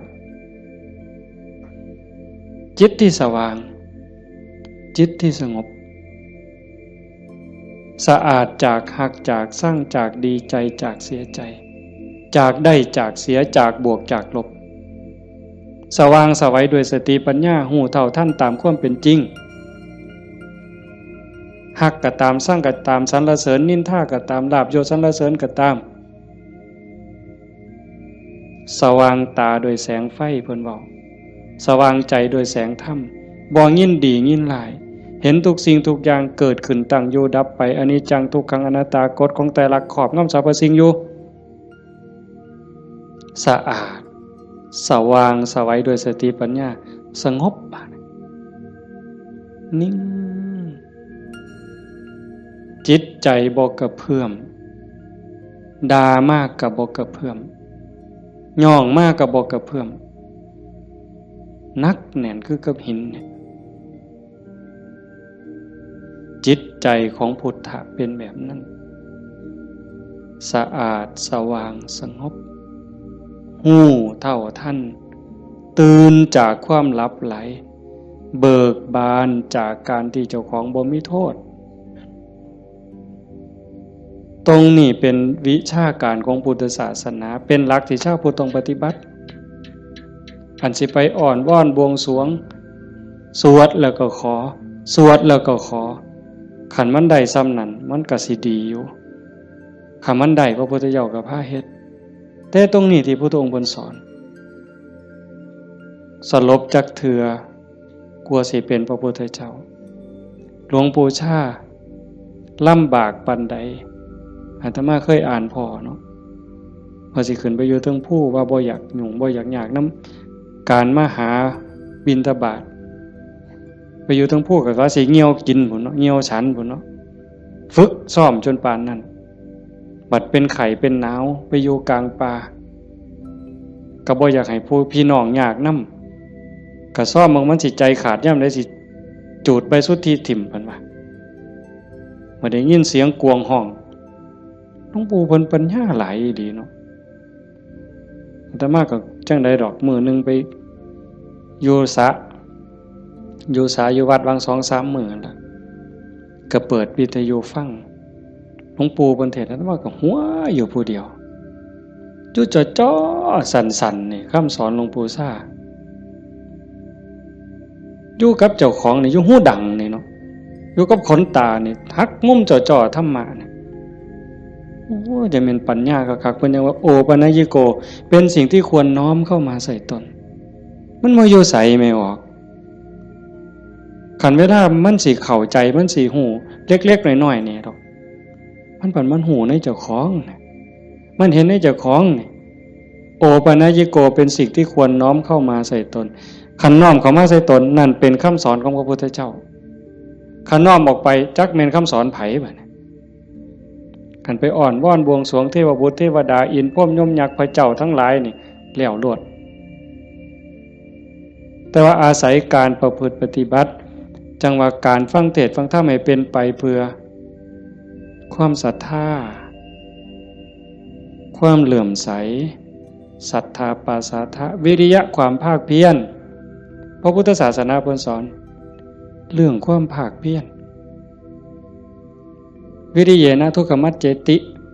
เฮาสิล่วงทุกข์ได้ก็ย้อนความเพียรพยายามของเฮาเองผู้อื่นเฮ็ดให้บ่ได้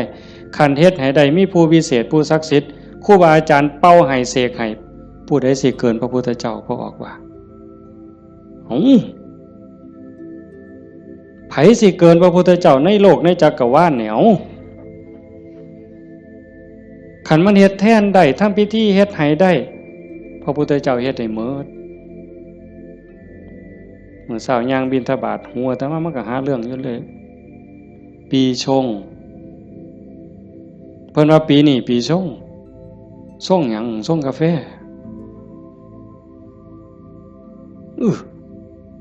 มันยากหยังกับปีกับเดือนน่ะเดี๋ยว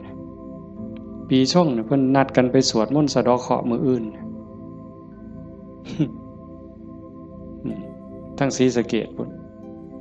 ผู้ปีช่องปีมะยังว่าไว้เฮาบ่เข้าใจปานใดดอกพากันไปสวดไปสะเดาะเคราะห์ไปต่อชะตาไผสิเกินพระพุทธเจ้าพอลองเบิ่ง ขันมันเป็นจังสันไม่ได้จังสันพระพุทธเจ้าเฮ็ดมืดอันไม่ออกมาเฮ็ดนี่ก็ต้องเฮ็ดให้เจ้าของสะเดาะเคราะห์กับแมนต่อชะตากับแมนเสริมดวงกับแมนโดยการตั้งสติให้มันหู้จักอีหยังผิดอีหยังถูกอีหยังควรบ่ควรตรงนี้ตรงมันแม่นพุทธะต้องเฮ็ดแบบนี้เพี้ยนมาจากภพจากศาสตร์คันเฮาบ่มีเชื่อเก่าไม่ออกบ่ออกคันว่ามีเชื่อของนักบวชนักปฏิบัติเป็นเชื่อเป็นอย่างเป็นเผ่าเป็นพันธุ์ไว้ตั้งแต่อดีตเฮาบ่มีมือมาเฮ็ดจังซี่ในเมื่อเฮามีของเก่ามานำพามาสู่การเหตุการณ์ทำจังซี่มีกัลยาณมิตรพาเหตุพาทำให้ทุ่มเทเต็มที่ถือว่าโอกาสได้เกิดมาเป็นมนุษย์ได้พบพระพุทธศาสนามีสติปัญญาหูดีหูชั่วหูผิดหูถูกยังมีสติหูอยู่จังสิเฮ็ดเต็มที่ก่อนมันสิหมดเวลาแล้วอย่าคิดว่าเจ้าของซ่าเด้ไม่ออกญาติโยมอย่าคิดว่าเฮาสิเฮ็ดบ่ทันตราบใดลมหายใจยังมีอยู่สติสัมปชัญญะยังหูผิดหูถูกเพิ่นว่าเฮามีโอกาสจนลมหายใจสุดท้ายจนลมหายใจสุดท้ายยิ่งเฮาฟังเทศน์ฟังธรรมอยู่บ่อยๆอยู่ประจำบัดจนหอดเฮาเจ็บเฮาป่วยเฮาใจสิขาดสิล้มสิตายสิ่งที่เฮาฝึกมาตลอดชีวิตทบทวนมาตลอดชีวิตหอดเวลานั้นมันจะว่างแม่นบ่แม่นก็แล้วแต่สิว่างว่ามันเอาบ่ได้แล้วร่างกายบ่แม่นของเฮาสังขารบ่แม่นของเฮาสรรพสิ่งในโลกบ่แม่นของเฮาดินดอนตอนหญ้าบ่แม่นของเฮาแม้แต่สังขารร่างกายก็สิทิ่มอยู่ไว้ๆนี่ว่างเด้ปล่อยเด้ตัวอย่างที่อาตมาได้พบมาญาติธรรมวันที่9 พฤศจิกาอาตมาว่าจะพาไปสวดมนต์ที่พระใหญ่อำเภอเขืองในเพิ่นนิมนต์ไปเทศน์ก็เลยประกาศชวนญาติชวนโยมไปญาติธรรมกลุ่มหนึ่งผู้เฒ่าหน่อยที่สุดก็60แต่ส่วนใหญ่70ขึ้นไปเกิดอุบัติเหตุโยมอาจจะได้ยินข่าวอยู่ว่าจักรถสิเลี้ยวเข้าพระใหญ่เขื่อนเพื่อเขื่องในเลี้ยวเข้าไป2ขั้นขั้นหน้าไปติดหลุมสิลงจากทางลาดยางมันมีหลุมก็คอยหยอดขั้นหน้าคอยหยอดขั้นหลังก็จอดนิ่งๆรถวัดป่าใหญ่เมืองอุบลแล่นมาต่ำเข้าเต็มลำหลังหัวเก่งนั่นคนอยู่ทั้งหลังนี่7อยู่ทั้งหน้า2คนทั้งหน้า2บ่เป็นหยังแต่อยู่ทั้งหลัง7คนนี่ฟ้องลงรถตาย3บาดเจ็บหนัก4เป็นจังไดพวกผู้เฒ่าทั้งหมดนี่ว่าชีวิตเฮาอันนี้เพิ่นเว้าก่อนเป็นได้เว้ามาเรื่อยๆดอกบ่แม่นเว้ามื้อนั้นเว้าเรื่อยๆเว้าตลอดถ้าเฮาได้เข้าวัดเข้าว่าได้ปฏิบัติเป็นนักรบตายในสนามรบตายยามใดก็บ่ย้านยิ่งไปเฮ็ดบุญตายแห่งแต่ดีบางสิเลยเด้ตายก็ตายไปแต่ว่าซุ่มยั่งนี่กระดูกโค้งหักแขนหักกระดูกสันหลังเคลื่อนกระดูกต้นข้อเคลื่อนขาหลุดโบกแม่นหมด2 คนหนึ่งนี่หมอเขาว่าเป็นอัมพาตตลอดชีวิตซอยเหลือเจ้าของบ่ได้อาตมาก็ออกมาบ่ได้เทศน์นำสนอกได้ยินข่าวอาตมาเป็นนางลงปุ๊บก็เสียงหวอรถดังเลยพอได้ยินข่าวว่าเป็นญาติที่ทำก็แต่ตามเขามาโรงพยาบาลเขืองในพอแต่ไปหอดแม่ใหญ่นึงเขาก็ไปเขามาอุบลก็หลายแล้วแต่แม่ใหญ่นึงนอนอยู่ก็เจ็บแขนหักหน้านี่ลอกหมดเลือดแดงพอแต่เห็นโอ้ยอาจารย์แขวหักเพิ่นว่าแขวเสียไปซ้ำเพิ่นว่าโอ้ยสร้างมันตัวใหญ่บ่ได้ซื้อเพราะบาดดอกแขวเพิ่นว่าเราก็ยังดีใจอยู่เด้หลานหน่อยไปนำหลานอาตมาไปนำ2 คนจับมือยายแน่มันหนาวมันสิไปทั้งเพิ่นแล้วนะมันหนาวจับมือยายแน่ให้ยายอุ่นแน่ให้ยายอุ่นแน่เด็กน้อยก็จับผู้คนก็บ่ฮู้เรื่องสลบไปบัดพ่อใหญ่นึงบัดกระดูกหักเขาก็คิดว่าแอวหักอาตมาก็คิดยากหมอเขาก็มาจับนี่เขาก็เพื่อทดสอบว่าเป็นหยัง มาสุดท้ายเขาก็ว่าแอวหักกระดูกหักธรรมาก็โอ้ยตารู้ตนผู้เฒ่าเราก็ถามหาเมียเนาะครูนั่นโยมบ้านฟังเพศอาจจะเห็นพ่อใหญ่ผู้ดำๆมันเพิ่นสิเป็นครูแต่มาเอิ้นเทวดาตาบ่เห็นห่วงดอกผู้เฒ่าขี่รถมาเกือบ20กิโลรถซาเล้งเพิ่นมานั่นเพิ่นก็ถามหาเมียเพิ่นอาตมาก็บ่ได้ปากดอกแต่หมอไปนำนั่นเพิ่นเว้าก่อนย้ายเพิ่นก็ถามหาตาอยู่จริงๆเขาไปอุบลตายก่อนหมู่ย้ายนั่นหมอนเป็นตะเงิดหลายบัดนะอาตมาเยี่ยมอยู่โรงพยาบาลสรรพสิทธิ์ไปเยี่ยมเฒ่าผู้ชายหันก่อนโอ้ยอาจารย์บ่แม่นของเฮาจักอย่างเพิ่นว่าเด้บ่แม่นของเฮาจักอย่างบอกบ่ให้เจ็บมันก็เจ็บมันอยากเป็นหยังมันก็เป็นบ่แม่นของเฮาจังแม่นน้อเพิ่นว่าหลงว่าของเจ้าของมาตั้งโดนอันนี้ก็ตัวนึงหลังจากนั้นมาเยี่ยมแม่ใหญ่ผู้กระดูกข้อเคลื่อนกระดูกสันหลังเคลื่อนอันนี้หมอก็ว่าเป็นอัมพาตตลอดชีวิตบัดนี้ถ้ามาฮอดแล้วเว้าแม่ใหญ่นี่แล้วเว้าอีหลีน่ะเว้าแผ่วๆๆๆเสียงดังเว้าแต่กรรมฐานแล้วเว้าหยังดอกโอ้ยบ่ย้านจักหน่อยอาจารย์เพิ่นว่าลูกศิษย์อาจารย์ใหญ่วัดโน่นกุลมบ่ย้านเพิ่นว่านั่งสมาธิ6ชั่วโมง9ชั่วโมงสำบายตายก็ดีมันสิได้เศร้าเจ็บเศร้ามีแห้งเพิ่นว่าแต่ว่าเราหลับไปยามใดวึบไปยามใดเราว่าขาวอักลากนี่มองเราอุ่นคือมันสิใจขันหลับไปยามใดปุ๊บสินคนใส่ชุดขาวเต็มอยู่ตลอดนี่คือนิมิตดีเด้คันตายในขณะนี้นี่สวรรค์เขาเอาเราไปแทบแต่ว่าเราปฏิบัติตลอดที่จริงเขาให้เราอยู่ห้องผู้เดียวเป็นห้องอันตรายแล้วผมว่าโอ้ยดีแห้งอาจารย์เขาให้อยู่ผู้เดียวบ่มีผู้ใดมากวนปฏิบัติภาวนาเมิดขึ้นเพิ่นว่าอันบ่ฮู้ทิพย์เด้นั่นเจ้าของนั่นอันตรายที่สุดเพิ่นว่าเพิ่นสำบายไม่มีผู้ใดมากวนเพิ่นนั่นบัดเอาไปเอามาภาวนาตลอดอยู่โรงพยาบาลตลอดย่างได้ซุมื้อหมอว่าสิเป็นอัมพาตตลอดทั้ง2เท่านี่ตลอดชีวิตเลยซอยเหลือตัวเองบ่ได้แท้เดี๋ยวนี้ย่างได้ทั้ง2คนเห็นบ่มองอัศจรรย์หลายพ่อใหญ่เข็มนี่แม่ใหญ่ต้องค้ำเมียตายพ่อใหญ่ต้องเข็มพ่อใหญ่เข็มนี่คือทรมานตอนนี้ก็ย่างแล้วโยมแม่ใหญ่สวัสดิ์น้องสาวนั่นตายแล้วอีกผู้หนึ่งธรรมะจือบ่ได้ตายบ่เอาเรื่องกับรถถือว่าเป็นกรรมเป็นเวรเป็นสิ่งที่เกี่ยวเนื่องกันมาใครแม่นเฮาสิว่าแนวใดมองอาตมาเงิดอ่อนซ่อนใจคนน่ะขอบ3ครอบครัวนี่ผู้หนึงเจ็บสาหัสผู้หนึงตายนี่บ่เอาเรื่องกับรถบ่เอาเรื่องกับครูกรณีถือว่าเป็นเรื่องของบาปของบุญเป็นเรื่องของวัฏสงสารให้แล้วต่อกันเขาก็บ่อยากมาซ่อนเขาก็บ่อยากพาเฮาไปตายนี่มองว่าคุณภาพของธรรมะมองเข้าใจธรรมะมันเฮ็ดใจได้ขนาดนั้นคักบ่มื้อนี้แม่ใหญ่นึงผู้เตรียมเนี่ยเผาไปวาง 2-3 มื้ออายุ89ปี7 เดือนผู้หญิงเด้เลี้ยงลูกเมี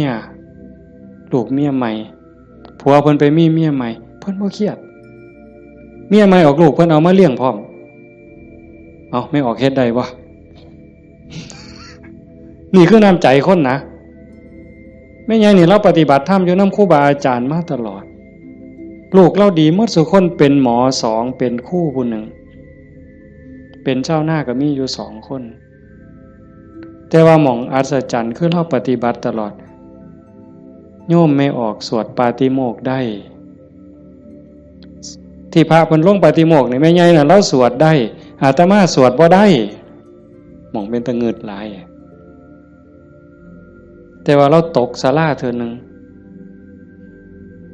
ยางจงกรมมันมืดตกศาลาสมัยก่อนนั่นขาหักว่าซั่น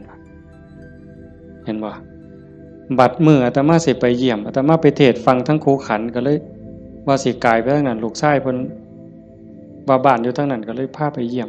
ลูกชายก็บอกว่าอาจารย์สิมาเยี่ยมแล้วลูกบ่ได้ตลอดแต่ว่าสติเราดีเด้เพราะแต่ว่าอาตมาสิไปเสียงรถก็ไปจอดแล้วลุกขึ้นมานั่งพอแต่มาไปนั่งลงแล้วก็กราบได้เท่าเดียวดอกก็นอนมันวิ่นหัวปานนั้นเราก็เว้าธรรมะโต้ตอบได้ทุกเรื่องสติบ่ขาดลูกหลานจักว่าเท่าใดมาเต็มเฮือนแล้วจำได้ฮอดซุมบ่นุ่งผ้าว่ามันชื่อหยังนิสัยมันดื้อบ่ดื้อแล้วฮู้ผู้นี่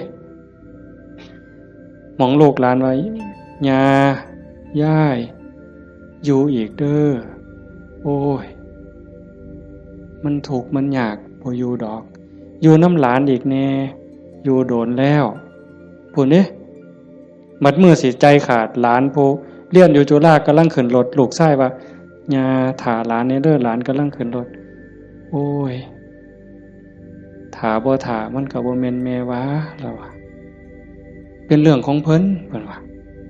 เห็นบ่เป็นเรื่องของเพิ่นบ่แม่นเรื่องของย่าหมองคักหลายว่าแล้วตายนั่นแล้วนอนตะแคงข้างขวาเลียนแบบพระพุทธเจ้าเลย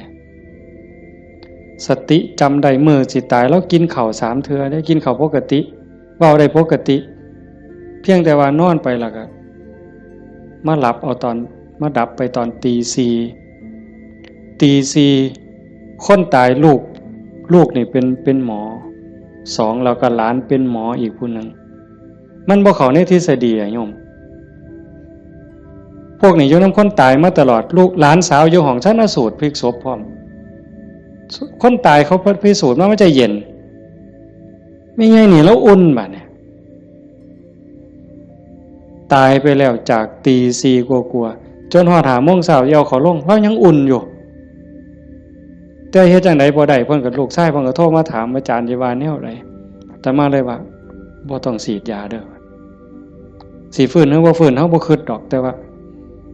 บ่ต้องฉีดยาก็บ่ฉีดอยู่จักมื้อหลายมื้อเติบ 4-5 คืนพุ่นล่ะแต่มาก็บ่เจอบัดฮอดมื้อสิเผาบัดเนี่ยลูกชายเพิ่นก็โทรมาถามประมาณ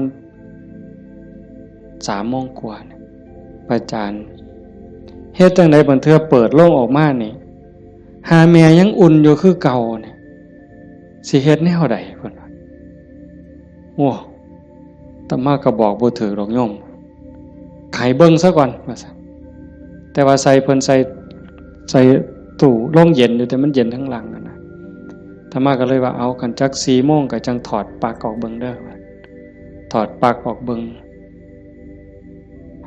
เพื่อให้มันปรับสภาพเพราะว่าตัวเย็นนี่มันอาจจะเป็นจากเครื่องใส่ไฟฟ้าหอดประมาณเฮาจะออกประมาณบ่ายโมงก็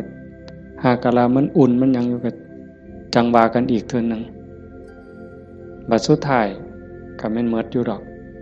เพิ่นว่าอาจารย์ประมาณเที่ยงนี่เพิ่นโทรมาก็บ่เย็นปานใดแต่ว่าย้ายบ่แข็งเพิ่นว่าเย็นอยู่แต่ว่ามันบ่แข็งคือทั่วไป